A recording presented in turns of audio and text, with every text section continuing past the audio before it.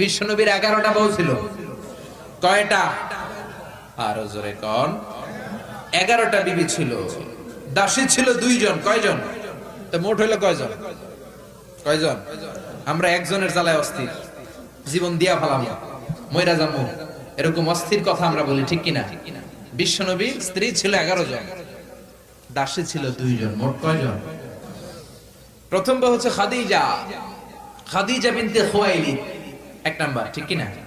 তারপরে আয়েশা বিনতে আবি বকর, হাফসা বিনতে উমর, জাইনাব নামে 2 বউ, জাইনাব বিনতে জাহাশ, জাইনাব বিনতে খুজাইমা, সাফিয়া বিনতে হুয়াই ইবনে আখতাব, সাউদা বিনতে জামাআ, জুয়াইরিয়া বিনতে হারিস, মাইমুনা বিনতে হারিস, উম্মে হাবিবা রমলা বিনতে আবি সুফিয়ান, উম্মে সালামা বিনতে আবি উমাইয়া। এই 11 জন বউ ছিল। সুবহানাল্লাহ। 2 জন দাসী ছিল।